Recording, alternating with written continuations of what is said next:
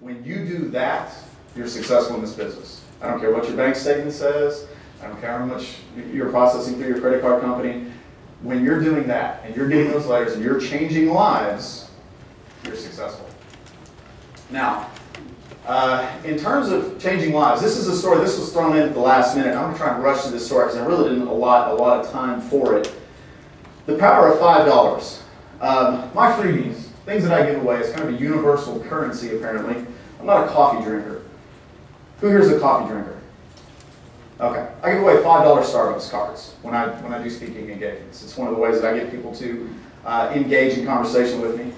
And before I came here, I had to do an event at a Chamber of Commerce local to me. And I was stopping into Starbucks to get freebies for here and for that event. I went in and I stood in line at 8:30 in the morning with all these coffee people who hadn't had their coffee yet. Anybody ever buy gift cards at Starbucks? Have you ever tried that? They got to scan every single one of them. And I was buying about $200 worth. $5 increments. $5. Okay. Awkward. Keyword.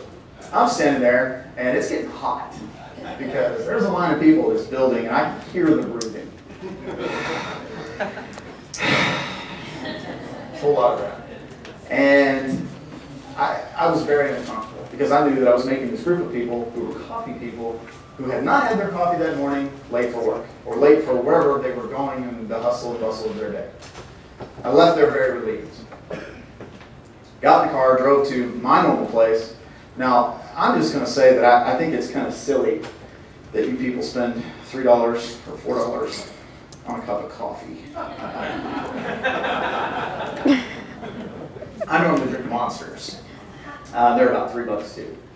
I went to the little Shop and Rob, is what we call it, a little convenience store close to my office on the way in. And I noticed there was a couple outside. There was a man and a woman, looked to be in about their 50s. The man was standing at a newspaper dispenser and put a quarter in to get a mail or a newspaper out. The woman was sitting on the ground next to him. As I walked in, I saw the woman reach into a backpack that looked very dirty, looked like it had been carried all over the world, and not in a good way, and pull out a plastic bag, sandwich bag, with 3 saltine crackers in it.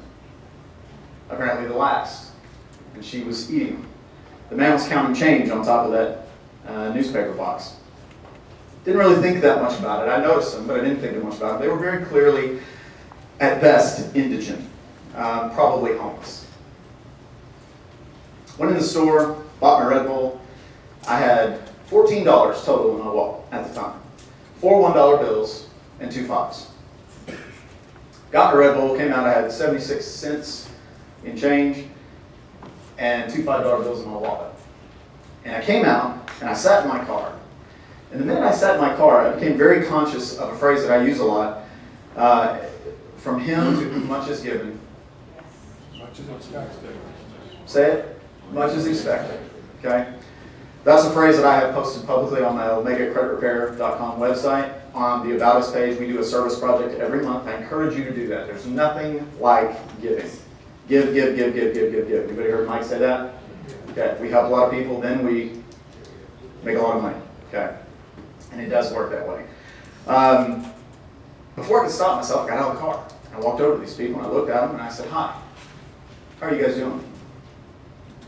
And these people looked at me like I was insane. And here I am in a suit, in an expensive car, gold cufflinks, very expensive watch, and the whole deal. Designer sunglasses, and I can tell that these people, no one speaks to these people ever. No one communicates with these people. "How are you guys doing today?" And they just kind of, "Fine." "You guys live around here?" No. And it was clear to me by the way they reacted that they didn't live anywhere. And I said, "Is there anywhere that you're trying to get today that I can help you get there?" Confusion between them again. Glances back at me. "No." "Is there anything I can do to make your day better?" "No." Well, I'll tell you what, all I have in my wallet is two $5 bills. It would be my honor, because I'm blessed in so many ways, to have you have lunch on me. Would that be okay? Without a moment's hesitation, not the hesitation of that I got when I asked them where they lived or where they were going or if they had anything to do that day. Yeah, that'd be great.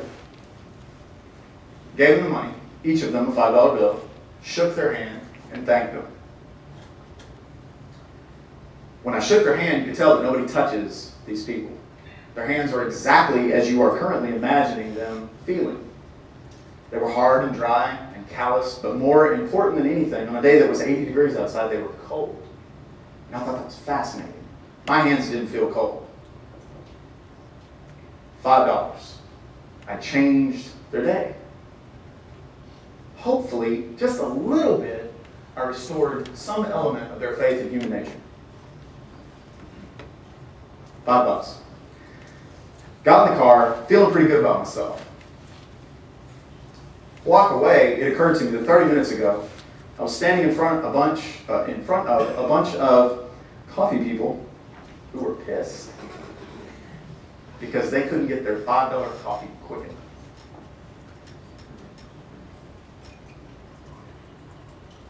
That day, I swear I practiced this 20 times so I wouldn't get like that. That day I walked very differently, felt very differently. Help people. $5. Try it. See if I'm not right. Okay. My why, my personal why. Those are my kids. The two on the outside. One in the middle is me.